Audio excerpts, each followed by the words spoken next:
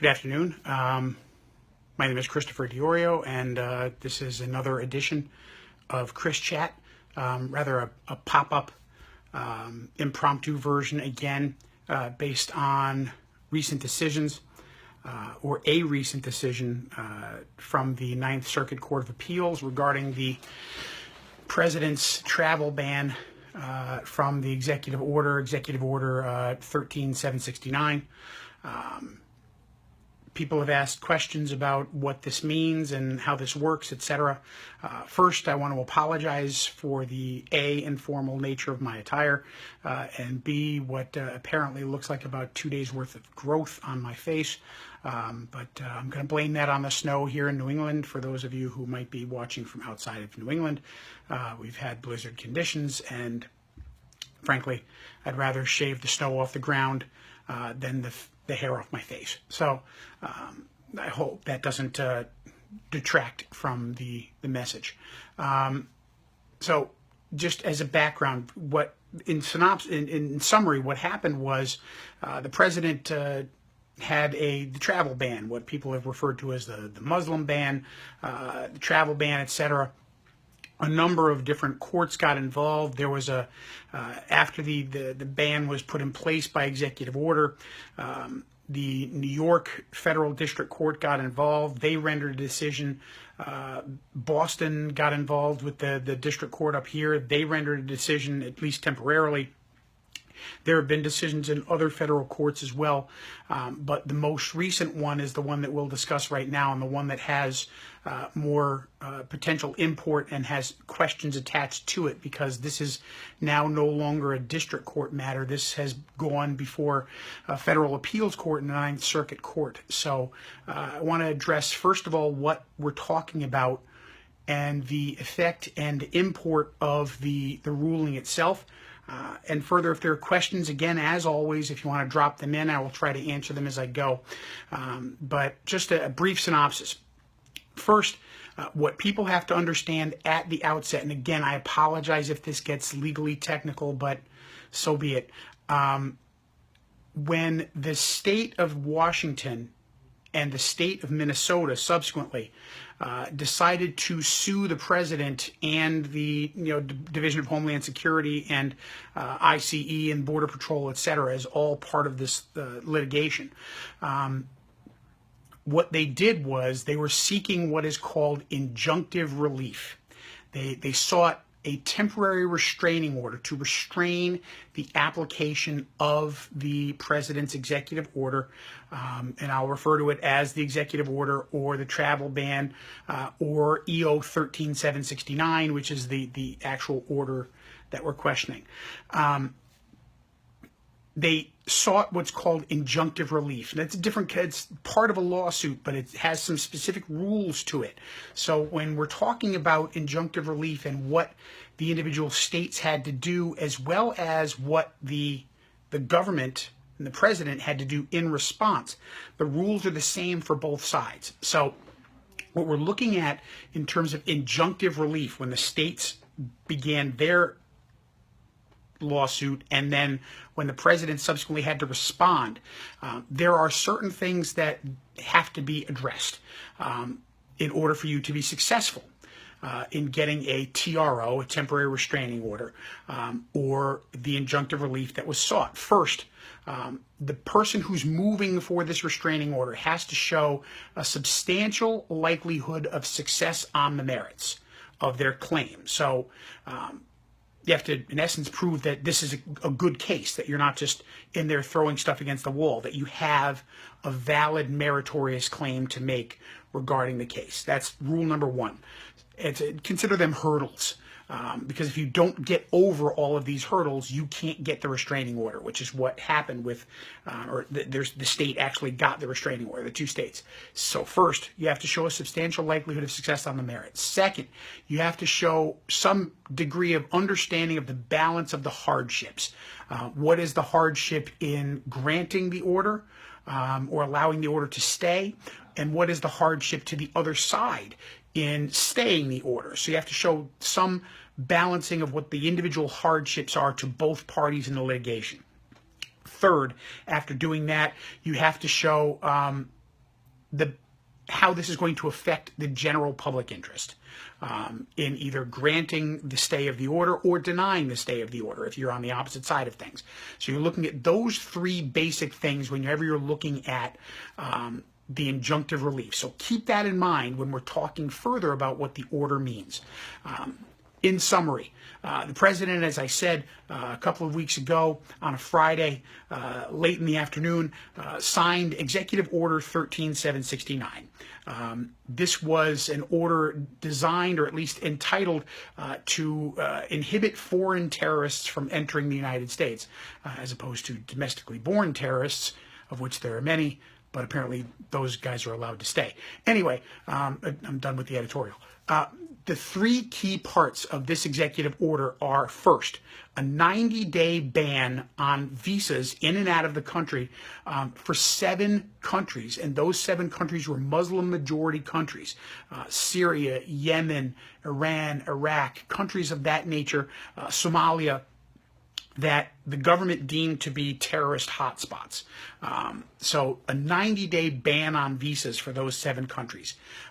Secondly, the executive order created a suspension of the refugee reallocation program. In essence, people who are political or religious refugees from other countries can apply for status here in the United States based on this religious refugee program.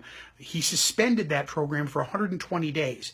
As part of that 120-day suspension, however, he allowed for certain exceptions. And the exceptions in that executive order deal with anybody who can show that they are escaping a country from which they are a minority religion. So this immediately, when they talk about it not being a religious ban, this sort of adds in because most of the countries that they're dealing with are Muslim majority countries.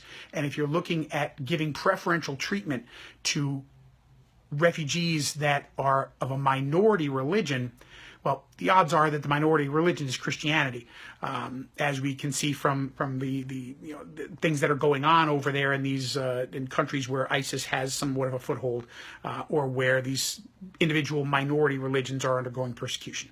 So that's the second part. The third part of this order that's important was an indefinite suspension of any entry into the country of people from Syria. So very specifically directed at the Syrian refugee problem, there was an indefinite suspension. So aside from the 7 nations that are part of the 90-day ban on visas in the initial order, they basically just treated Syria separate and apart from all of that and said we're indefinitely suspending any entry from Syria into the country. So that was the initial ban. That was posed by the president. Subsequent to that, as I said, there were a number of federal court cases. The one that we're discussing today related to this Ninth Circuit Court of Appeals began in Washington State. Washington State filed a litigation seeking a restraining order, injunctive relief, as I said, against this travel ban. So using those 3 rules that I discussed, having to show a substantial likelihood of the merits, a balance of the hardships, and taking into account public interest. So they file a lawsuit and ask for a temporary restraining order restraining the operation of the executive order. Inside Washington's complaint, they discussed that this was a violation of First Amendment rights, that this was a violation of Fifth Amendment rights regarding due process. They discussed religious aspects in the First Amendment. They discussed equal protection claims under the 14th Amendment. All of these came in. They said that this was a violation of the Immigration and Nationalization Act.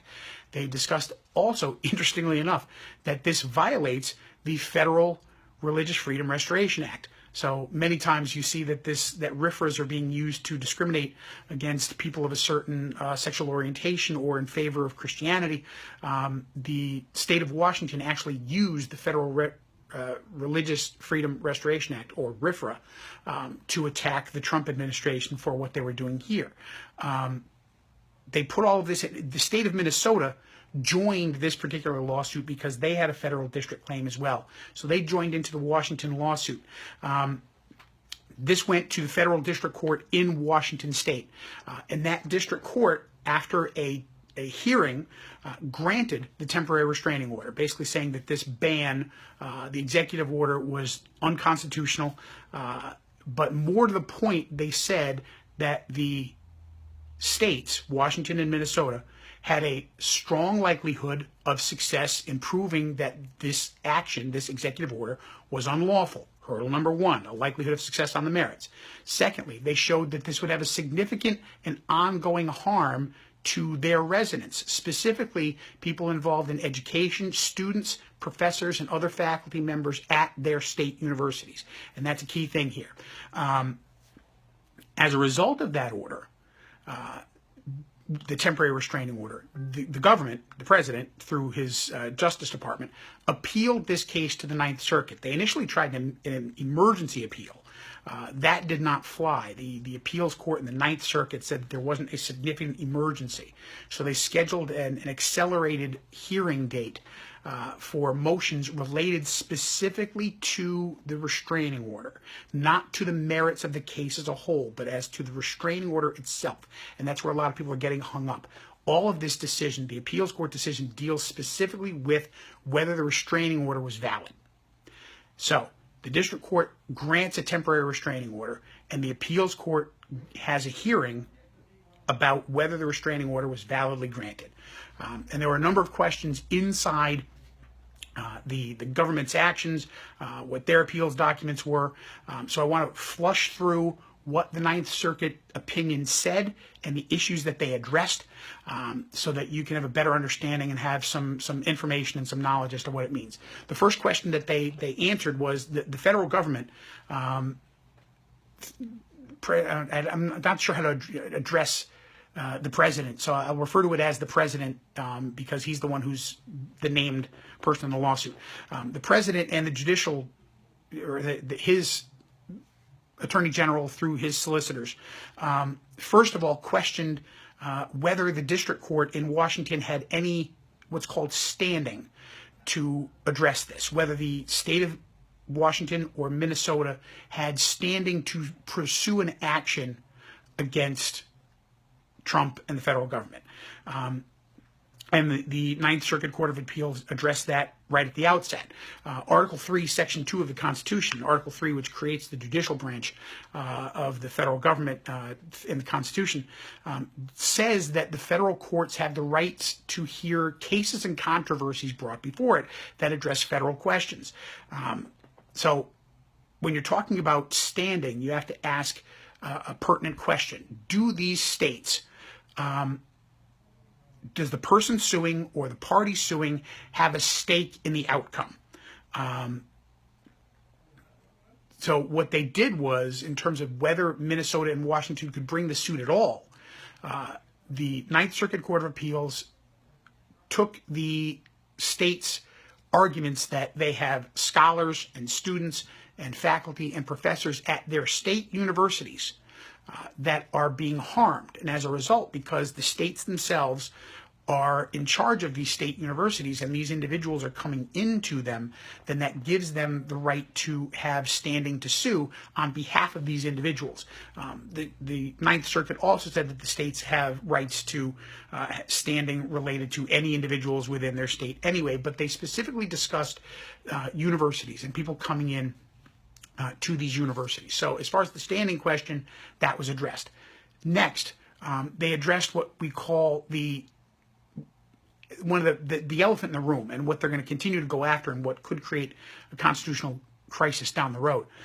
The government, in essence, said that the courts have no power to address or to curtail or to curb any of the president's actions regarding immigration. Their chief argument from the government was that the president has, and this is inside the decision itself and inside their appeals documents, and you know, if you're wondering whether, in fact, here it is. I mean, this is, in fact, the decision of the court. So I've gone through it a lot because you want to be prepared. I'm a nerd. I read these things, of course, because I encourage you to read them. But if you can't, I always do. The president said that he has, quote, unreviewable authority to suspend the admission of any class of alien.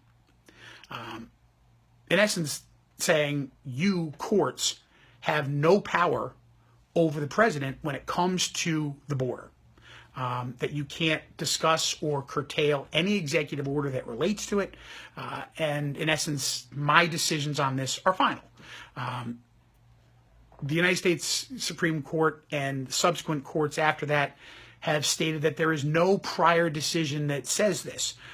In essence, what the president's legal team said was, well, you can't touch us. We have extreme power over this.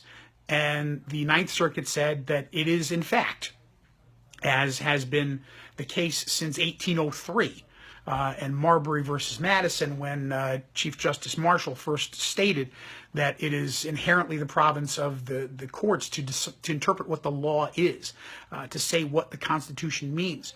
The Ninth Circuit reiterated that and said it is, in fact, the role of the judiciary to interpret the law. And even when it challenges the constitutional authority of another branch of the government. If the Congress passes a law that is unconstitutional, the courts are there to say this is wrong. It violates the Constitution. If the president does something that is in violation of the Constitution, the courts are there. The term that we all should know from our civics classes and our history classes in grammar school and in high school is checks and balances. That the court is there to guard the individual through the use of the Constitution against violations even from the President of the United States. And even when there are foreign policy concerns, courts are allowed to address issues of foreign policy concerns when the Constitution is implicated. And that's the case here.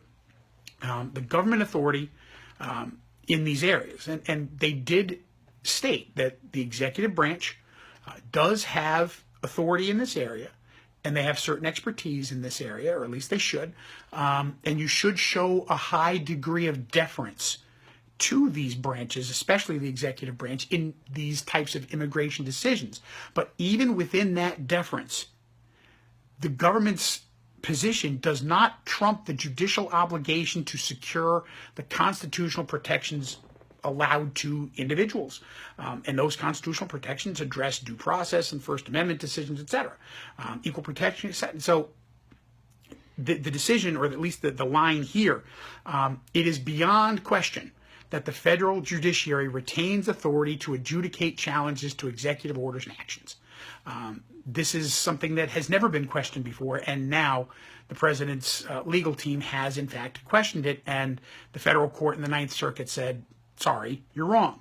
The next issue they addressed is, again, now that you've addressed the jurisdiction, now you had to look at the stay itself. Is the TRO, the temporary restraining order, valid? Did they address it correctly? Did they make a mistake on the law, which is what appeals courts say? Has there been a mistake on the law? And again, we'll go back over those standards, and they stated it inside the Ninth Circuit Court decision. You have to look at whether now, given that the restraining order has been granted, now the government, the president, has to come to them and say, we have a strong likelihood of success on the merits of our case. We have irreparable injury if you don't let us have this travel ban. That the injury to us is greater than the injury to the individuals in the states that are in question, and that there's a great public interest in this. So now that's the government's job to say, we have all of these things that we have to address in our favor. So now they're the ones that have to go over the hurdles. At the restraining order phase in the district court, it was Washington and Minnesota that had to get over the hurdles related to strength of the case, related to hardships, related to public interest. Now, in the appeals process, the tables reverse. Now it's up to the president and his team to say, we have a strong likelihood of success. So now the appeals court weighs in on that in terms of the standard of the stay. And what they said was, in their decision, is the government, in their appeals documents, failed at those first two hurdles. They were unable to show that there was a likelihood of success on the government's case in favor of the ban.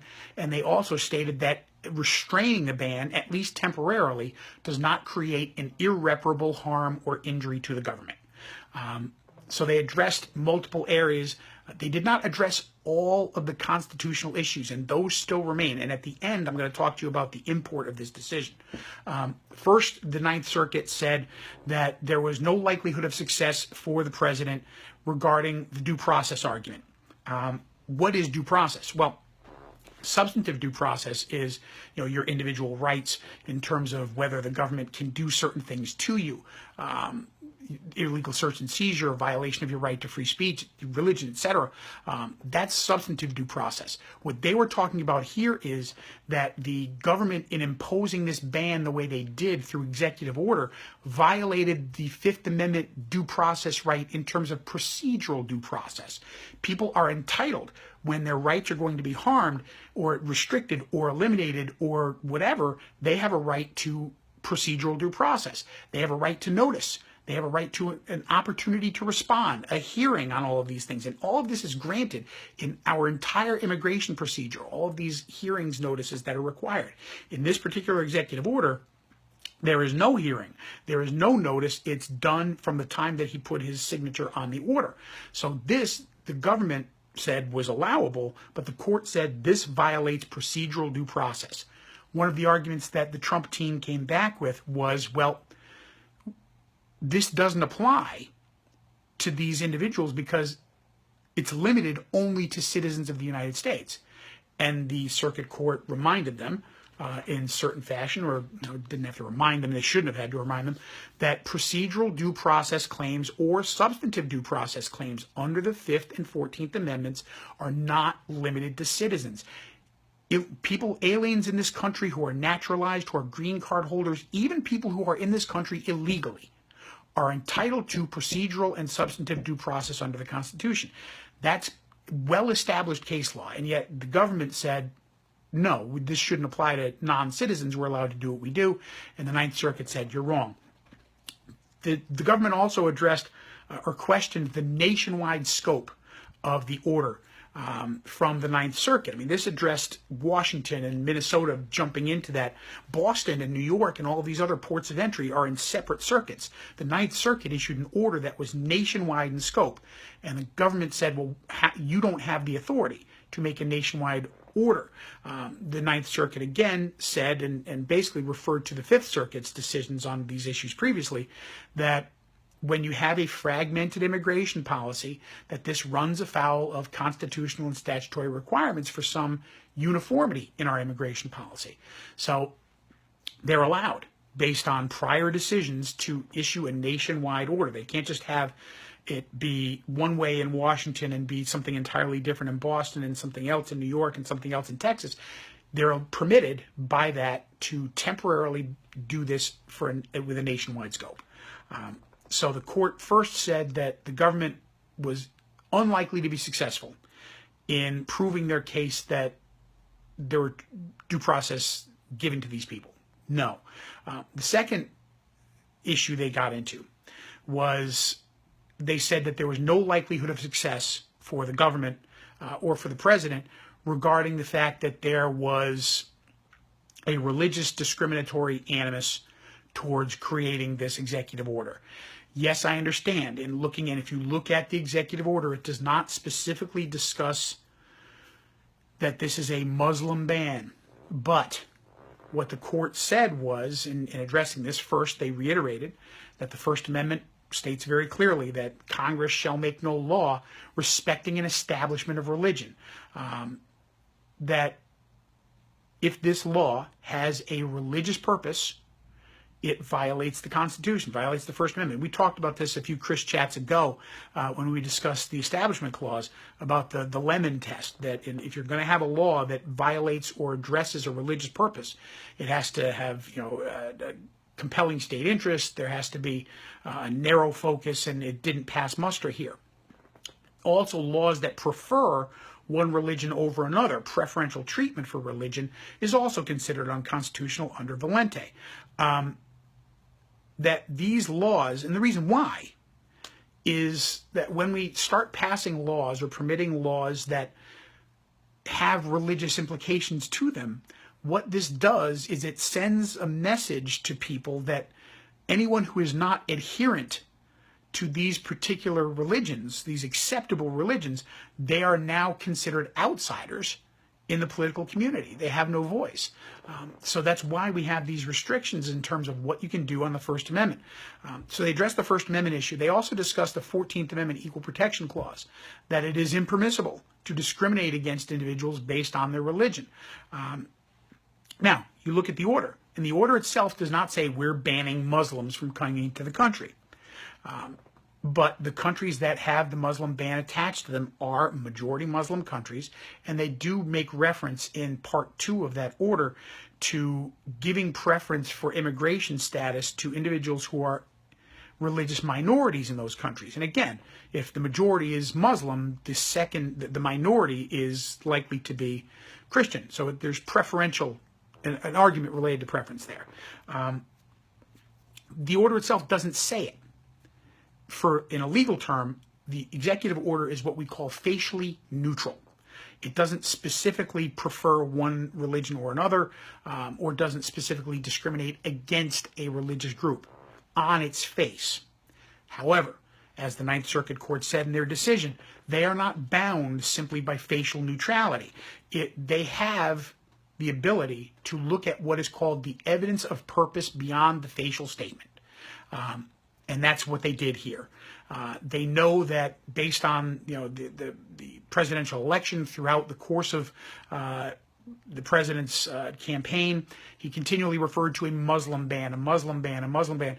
And now when he gets to this point, he removes the word Muslim, but makes it facially neutral. But the intent, when they start talking about majority Muslim countries, the intent of this, even though it doesn't say on its face that it's a Muslim ban, the intent of the order itself was, in fact, to discriminate against these individuals. And so, while they didn't specifically say that this is unconstitutional related to the First Amendment, they did say that it's extremely unlikely that the government will be able to win based on this particular issue, based on the intent behind it. So basically they said the government fails the first hurdle because they don't have a substantial likelihood of success on the merits on these due process and First and 14th Amendment issues. They then went into the idea of the balancing of the hardships, whether there's going to be a substantial hardship to one side or the other. And what they said in this Ninth Circuit opinion was that there was no showing made by the government that they were going to suffer any irreparable harm or injury as a result of the stay of the ban. They made no, in fact, all they kept saying, that this court and the previous district court continued to offer them opportunities to show that there was going to be harm if the stay was obeyed. And the government never submitted evidence to the Ninth Circuit or to the district court prior that said that they were going to be harmed, aside from the fact that they continued to harp on the idea that the president has unreviewable executive authority and you can't discuss this issue. You can't rule on it. That was their whole argument. I'm reading directly from the decision itself here, and I want to make sure I get it right. The government has done little more than reiterate the fact that terrorism is an urgent objective, despite the district courts and our own repeated invitations to explain the urgent need for the executive order to be placed immediately into effect. The government submitted no evidence to rebut the state's argument that the district court's order merely returned the nation temporarily to the position it had occupied for many previous years. The government pointed to no evidence that any alien from any of the countries named in the order has perpetrated a terrorist attack in the United States. Rather than present evidence to explain the need for the executive order, the government has taken the solid position that we must not review its decision at all. So, in essence, they refused to address this issue in proving that there was going to be hardship to them, and stuck with the issue that you have no power here. Very similar to Glinda addressing the Wicked Witch of the West when she came down in the bubble and said, go away, silly, you have no power here. I kind of saw that and heard that when I read this, but that's me. Go ahead, laugh. So that's what happened here. The government then finally looked at the public interest. Aspects of the public interest address both sides. On the one hand, the public has a powerful interest in national security, obviously, and the ability of an elected president to enact policies.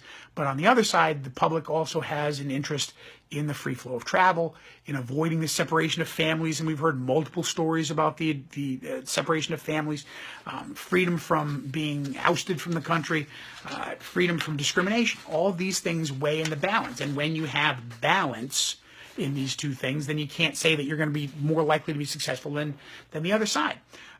So that's the gist of the decision rendered by the Ninth Circuit Court. In essence, what they said was the government did not have a strong likelihood of success on the merits of their case related to the violation of due process, related to the First Amendment aspects, and the 14th Amendment aspects related to discrimination against religious groups. Is this the end? No, this is not the end. This is simply an appeals court decision on a temporary restraining order.